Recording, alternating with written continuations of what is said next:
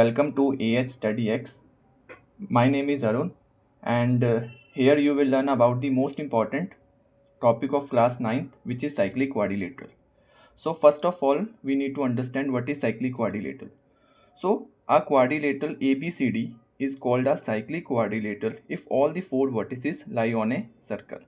अगर हमारे पास एक सर्कल है और ABCD वर्टिसेस अगर इस सर्कल के सर्कमफ्रेंस के ऊपर लाई कर रहे हैं तो हम कहेंगे ABCD एक साइक्लिक क्वाड्रिलेटरल है।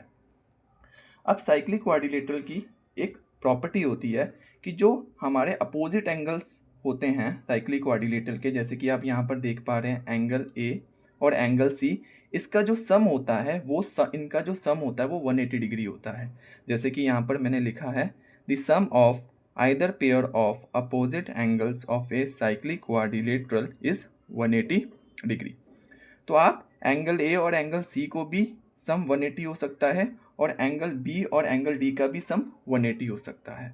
तो कभी भी अगर आपसे कोई साइक्लिक क्वाड्रिलेटरल के बारे में पूछे तो आप ये कह सकते हैं कि अगर हमारे vertices A B C D अगर सर्कल के ऊपर लाई कर रहे हैं तो that is called cyclic quadrilateral. अब हम इससे रिलेटेड इंपॉर्टेंट क्वेश्चंस करेंगे। सो क्वेश्चन नंबर 1 है in a cyclic quadrilateral A B C D angle A आपको 75 डिग्री दे रखा है, आपको एंगल सी निकालना है। तो देखिए मैंने आपके लिए फिगर बनाई हुई है कि यहाँ पर एंगल ए जो है 75 डिग्री है और आपको एंगल सी फाइंड आउट करना है। तो हम क्या करते हैं कि एंगल सी को एक्स सेलेक्ट कर लेते हैं। तो जिसकी वजह से अभी हम एक थ्योरम पढ़ के आए हैं जिसमें ये बताया गया था कि जो सम होता है अपोजिट एंगल का वो कितना होता है साइक्लिक क्वाड्रिलेटरल का 180 डिग्री। तो x प्लस 75 डिग्री को हमने 180 डिग्री के इक्वल रख दिया है। आपको थ्योरम मेंशन करनी है साइड बाय साइड। अब यहाँ पर हमने प्लस 75 को उधर लेके गए तो माइनस 75, देन x की वैल्यू 180 में से 75 माइनस कर दिया, x की वैल्यू आ गई 105 डिग्री।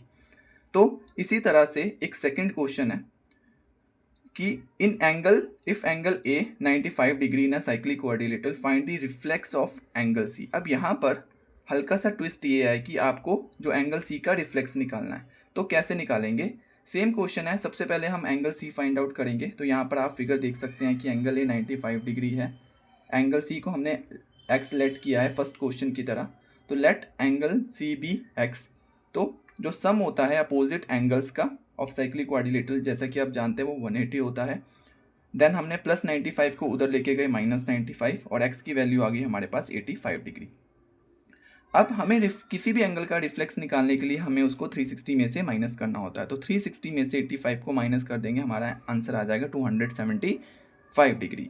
तो ये दो इंपॉर्टेंट क्वेश्चन थे जो कि साइक्लिक क्वाड्रिलेटरल के बारे में।